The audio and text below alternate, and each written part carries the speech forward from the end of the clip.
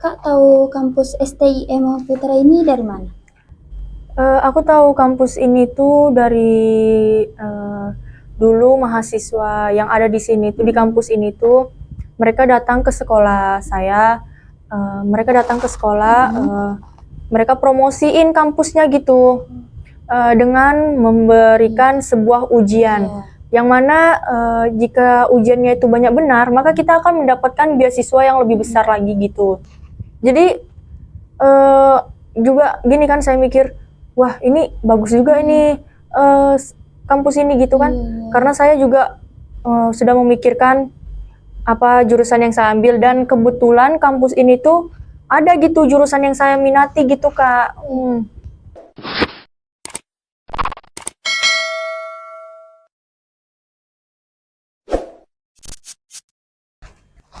Assalamualaikum warahmatullahi wabarakatuh. Halo Sobat Kampus, kembali lagi di ruang podcast Mahaputra. Dengan saya Putri Dewi Anggraini sebagai host. Kita kedatangan narasumber kita yaitu Kak Tea. Halo Kak Tea. Halo Kak. Gimana kabar Kak Tea? Baik. Kakak alumni SMA dari mana?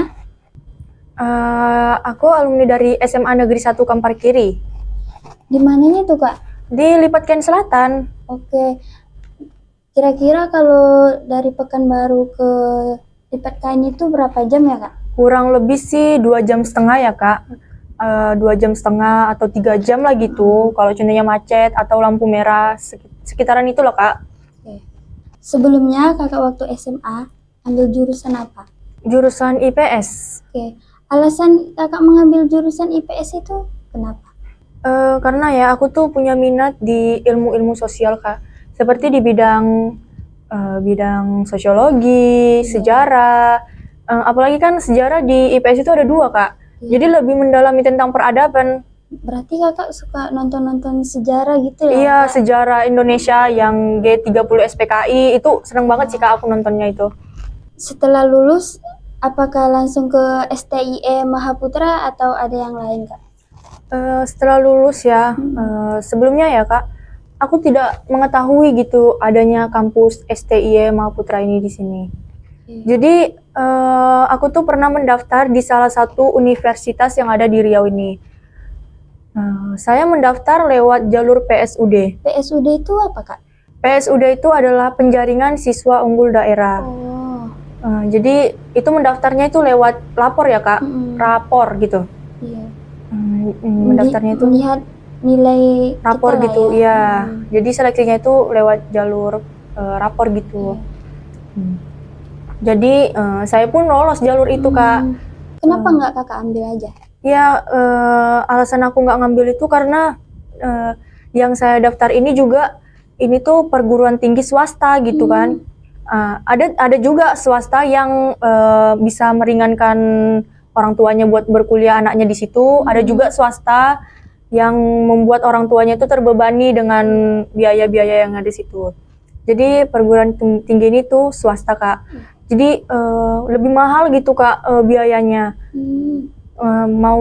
Pas pendaftaran aja itu hampir belasan juta gitu. Jadi memberatkan orang tua saya gitu Kak buat saya mengambil kuliah di situ gitu. Kalau kita mau kuliah itu bayar uang mukanya juga bayar? Maksudnya bayar itu uang pendaftarannya bayar uang pendaftaran itu. Emang sih dipotong 50% gitu kan. Ya, tapi mahal juga gitu sampai belasan juta. Orang tua saya tuh jadi kayak terbebani lah Kak. Mending daripada saya ngambil itu ya udahlah saya nggak ngambil gitu. Kakak tahu kampus STIM Putra ini dari mana? Aku tahu kampus ini tuh dari dulu mahasiswa yang ada di sini tuh di kampus ini tuh mereka datang ke sekolah saya, mereka promosiin kampusnya gitu dengan memberikan sebuah ujian. Yang mana jika ujiannya itu banyak benar, maka kita akan mendapatkan beasiswa yang lebih besar lagi gitu. Jadi juga gini kan saya mikir, wah ini bagus juga ini kampus ini gitu kan, karena saya juga sudah memikirkan apa jurusan yang saya ambil dan kebetulan kampus ini tuh ada gitu jurusan yang saya minati gitu Kak. Jadi aku kayak tertarik aja gitu buat kuliah di sini gitu. Kayak maunya kuliah di sini aja gitu di STIM Mahaputra ini. Terus karena juga biayanya sangat terjangkau gitu ya Kak. Itulah yang mendorong saya buat pengen kuliah di sini itu ya. Apa alasan kakak kuliah di sini? Ya itu tadi lah Kak, karena prodi manajemennya. Karena kan saya sudah memikirkan jauh dari kelas 11 ya kalau nggak salah Kak, aku memikirkannya itu. Berarti kakak udah ada niatan untuk mau kuliah lah ya? Udah besar kali sih niat aku Kak buat kuliah itu. Karena kan saya sudah memikirkan dari kelas 11, saya mau mengambil jurusan apa buat kuliah besok. Dan saya pun ngambil keputusan untuk mengambil manajemen. Dari kelas 11 Dari itu kelas kakak 11 udah memutuskan untuk ngambil manajemen. Iya, karena manajemen ini ya menurut saya ini peluang karir buat bekerjanya itu sangat luas ya Kak. Iya, jadi saya tuh juga ada sebuah motivasi dulu yang membuat saya pengen ngambil manajemen gitu. Itu aja yang mau saya ambil gitu kan. Kenapa kakak tertarik dengan manajemen ini? Ya itu tadi Kak, karena peluang karirnya itu yang sangat luas gitu. Juga manajemen ini ya Kak, kita dilatih keterampilan dalam bidang organisasi, komunikasi, dan pengambilan keputusan. Jadi manajemen ini tuh banyak bercerita, banyak kayak bercerita lah gitu, mengambil keputusan gitu. Yang kedua itu karena di sini tuh ada program PKP 1. Iya betul. Di mana program PKP 1 ini kita sudah berkuliah di sini selama 1 tahun. Kita sudah mempunyai skill komputer dan sertifikat skill komputer. Kan udah bagus itu ya kan Kak? Jadi kalau contohnya semester 3-nya kita mau kerja gitu kan, kita sudah mempunyai skill komputer. Yang ketiga ya Kak, yang ketiga itu karena adanya beasiswa tadi. Itulah yang membuat saya mendorong kuat saya buat berkuliah di sini. Karena kan meringankan orang tua saya gitu Kak, tidak terlalu memikirkan lagi tuh tentang biaya-biaya kuliah gini. Di sini juga bayar uang UKT Iya, bisa dicicil. Iya kan? Pasti tuh di sini juga UKT-nya bisa dicicil Kak. Kayaknya di universitas lain nggak ada sih Kak gitu. Cuman di STIM Mahaputra. Iya, cuman di STIM Mahaputra inilah yang bisa dicicil UKT-nya. Jadi contohnya kita belum ada duit sekarang gitu, bulan depan bisa dicicil gitu, bisa dibayar. Alasan Kak Tia mengambil kuliah di sini karena dia minat sama prodi yang dia pilih. Karena di sini juga ada plus Program komputernya, iya. Ada biaya siswanya juga. Beasiswa ya. Bagaimana tanggapan orang tua kakak masuk kuliah di STIM Mahaputra ini? Yang pastinya mereka sangat senang ya Kak. Mereka juga mendukung aku buat berkuliah.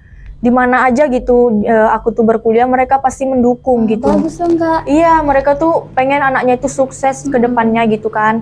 Jadi aku pun memberitahu orang tua saya gitu kan, bahwasanya aku mendapat beasiswa di sini kan. Nah, itu pasti mereka senang karena kan dapat beasiswa gitu kan. Jadi mereka tuh tidak terlalu berat kali gitu buat menguliahkan saya gitu Kak.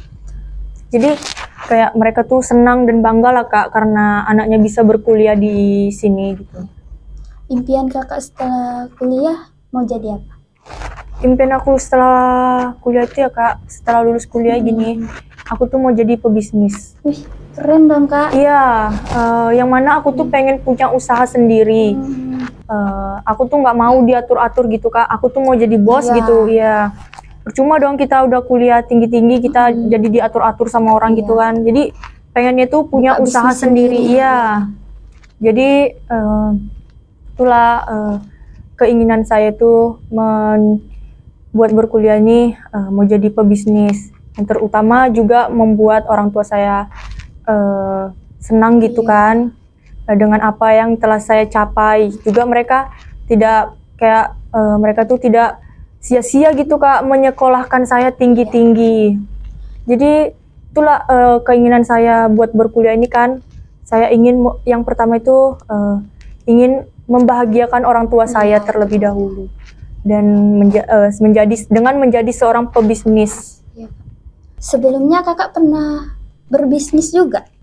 Sebelumnya ya Kak, aku nggak pernah berbisnis gitu, nggak pernah berbisnis. Berdagang gitu? Berdagang juga nggak pernah. jadi cuman ya gimana ya, ya ngelanjutin kehidupan aja gitu, nggak ada berbisnis, nggak ada apa berdagang, nggak ada sih. Kakak pernah juga nggak kerja gitu atau Oh ya, sebelumnya ya, dulu kan kita ini setelah lulus SMA gitu kan, ada waktu 1 atau 2 bulan gitu langsung kan. kakak cari kerja ya? Iya, jadi pas udah tahu kelulusan gitu kan, udah lulus gitu kan, langsung lah daripada nganggur dulu di rumah nunggu-nunggu masuk kuliah gini kan.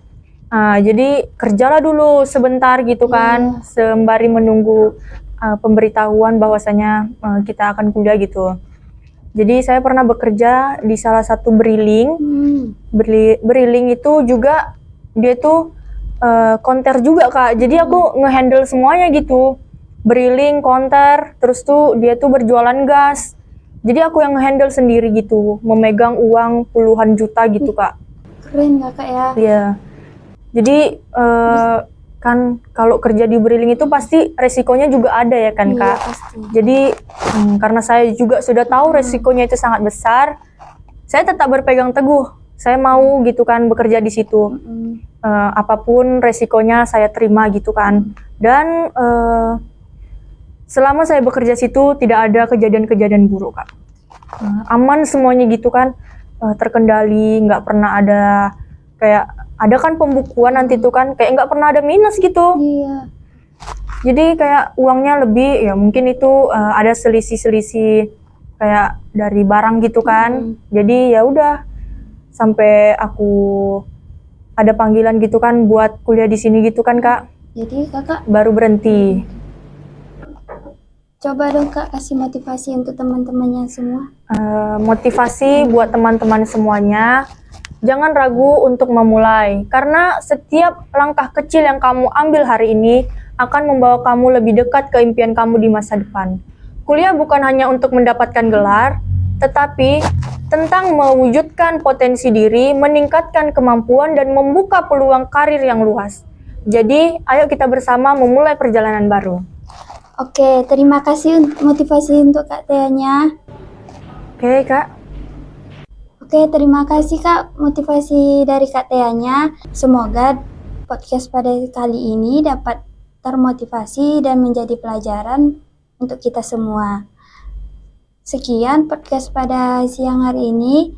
Saya akhiri. Wabillahi taufiq wal hidayah. Wassalamualaikum warahmatullahi wabarakatuh. Dadah. Dadah.